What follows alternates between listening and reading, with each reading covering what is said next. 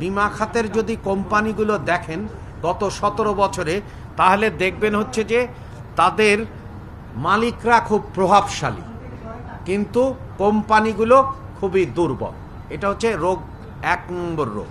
দ্বিতীয় রোগ যদি হচ্ছে যে মানুষের যখন হচ্ছে যে এই রকম অবস্থা মানুষ টের পায় যে যারা আসলে উদ্যোক্তা পরিচালক তারা এই খাতকে কোনোভাবেই বিকশিত করতে চান না, তখন যেটা হয় স্বাভাবিকভাবেই এই খাতে আস্থার সংকট থাকে, এবং যখন আস্থার সংকট থাকে তখন আসলে এই খাতকে শক্ত ভিতের উপরে দাঁড় করানোর কোনো সুযোগ থাকে না, এবং সেটাই ঘটেছে।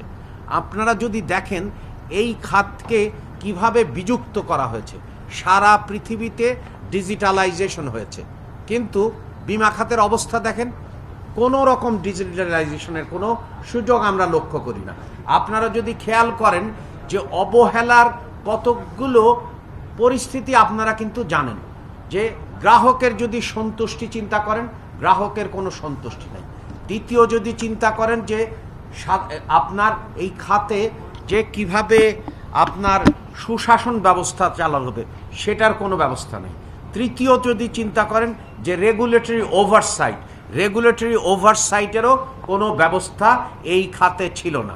এই খাতকে দেখা হতো যে এটা একটা এমন এক খাত, যেমন অতীতে কিছু কিছু রাজনীতিবিদ, এর মধ্যে বড় রাজনীতিবিদও, যেটা একটা কমিশন ব্যবসার খাত, এবং এইখানে সাধারণ বীমার সাথে কিভাবে সম্পর্ক গড়ে তুলবে, এবং সাধারণ বীমা বা এরপরে রিইন্স্যুরের কাছ থেকে কিভাবে সম্পর্ক গড়ে তুলবে, এবং সেই দুর্ঘটনা না ঘটলেও সে বড় রকমের সুবিধা পাবে।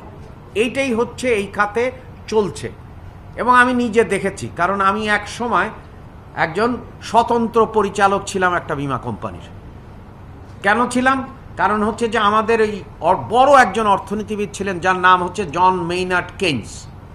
তো উনি একসময় বিমা খাত নিয়ে বহুত কাজ করেছেন। তা আমারও অভিজ্ঞতা দরকার ছিল যে বিমা খাতে কি চলছে। তো আমি দেখলাম কি দুটো অসুখ। প্রথম হচ্ছে যে তার কোনো অ্যাসেট নেই, তার কোনো ইনভেস্টমেন্ট ডিপার্টমেন্ট নেই, কিন্তু বিমা খাত চালাচ্ছে। আর লাইফে তো আরও অবস্থা খারাপ। তো এই রকম অবস্থার পরিপ্রেক্ষিতে আমরা যদি খেয়াল করি জনবান্ধব কিভাবে হবেন, প্রথম তো হচ্ছে যে বাংলাদেশ একটা দুর্যোগ প্রবণ দেশ।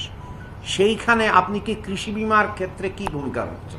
আপনি যদি যান তাহলে বিমা কোম্পানি বলবে যে ভাই কৃষি বিমা করা খুব দুরূহ কাজ, এইটা করে আমাদের কোনো লাভ নেই।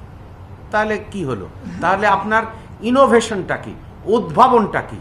যদি আমরা জলবায়ু প্রবণ দেশ হই এবং সেইখানে অধিকাংশ মানুষ তথা কৃষকের ক্ষেত্রে যদি আমরা ব্যবস্থা গ্রহণ না করতে পারি, তাহলে মানুষের আস্থাটা আসবে কীভাবে?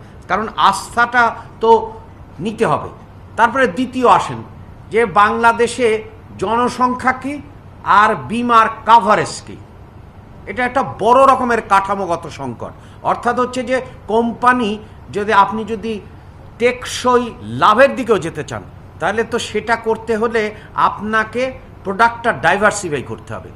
এখন প্রোডাক্ট ডাইভার্সিফাইয়ের উপায়টা কি? আপনাকে যেমন কৃষককেও বিমার মধ্যে আনতে হবে, ঠিক একই কায়দায় আপনাকে অন্যান্য খাতে যেতে হবে। এখন স্বাস্থ্য বিমার কি অবস্থা আপনারা জানেন, কারণ পৃথিবীর অনেক দেশেই স্বাস্থ্য বিমার ব্যবস্থা আছে, কিন্তু বাংলাদেশে এইটা একেবারেই উচ্চবিত্ত অথবা কতকগুলো চাকুরিজীবীর মধ্যে সীমাবদ্ধ। তার মানে হচ্ছে যে এইখান থেকে আমাদের তৃতীয় হচ্ছে যে প্রযুক্তির যে ব্যবহার, এই প্রযুক্তির ব্যবহার কিন্তু বিমার গ্রাহক না পাচ্ছে এবং বিমার হিসাবে গড়ে উঠছে। চতুর্থত হচ্ছে যে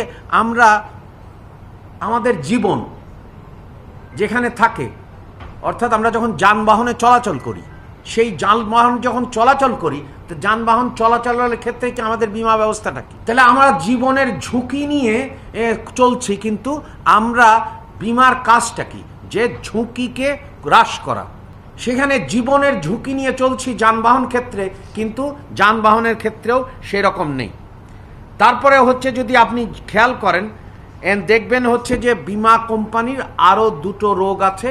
সেই রোগ নিয়ে আমাদের এখানে আইডিআর এর নতুন চেয়ারম্যান আছে এবং আমাদের এমপি সাহেব আছে, তারা যে আলোচনাটা করবেন আমি আশা করি এইটা বলে আমি শেষ করব, সেটি হচ্ছে যে regulatory machine is not function. কারণ জনগণের আস্থা, জনগণের বিশ্বাস, জনগণের অধিকার নিশ্চিত করতে পারে হচ্ছে রেগুলেটরি বডি।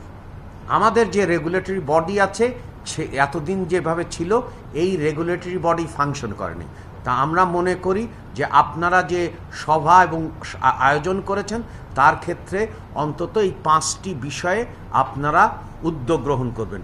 প্রথমে হচ্ছে যে এই যে আপনাদের সম্বন্ধে মিথ আছে, অর্থাৎ হচ্ছে যে তারা কিন্তু মালিকও না, আসলে উদ্যোক্তা পরিচালক, কিন্তু কোম্পানির অবস্থা খারাপ এবং লুটপাট হয়েছে। তাহলে এই লুটপাট থেকে কিভাবে পরিবর্তন ঘটবে, 1। 2 হচ্ছে কিভাবে বিস্তার ঘটবে এবং কৃষি বীমা সহ। তৃতীয়ত হচ্ছে যে কিভাবে আমি জবাবদিহিতা নিশ্চিত করব এবং ভোক্তা অধিকার যেমন নিশ্চিত করা দরকার তেমনি বীমা গ্রাহকদের অধিকার নিশ্চিত করার জন্য ডিজিটাইজেশন করতে হবে।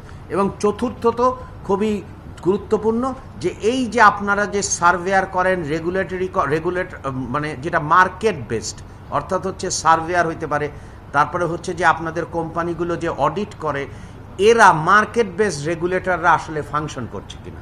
এবং পঞ্চমত হচ্ছে যে রেগুলেটরি অনাস্থা এসেছে গত 17 বছরে সব ক্ষেত্রে, আর্থিক খাতের সকল ক্ষেত্রে, সেটা ব্যাংক খাত হোক, সেটা বিমা খাত হোক, সেটা পুঁজিবাজার হোক। তার মানে রেগুলেটরি ওভারসাইট হবে এবং এইখানে কোনটা মার্কেট বেসড হবে, কারণ ওভার রেগুলেশন কিন্তু চুরি সহায়তা করে।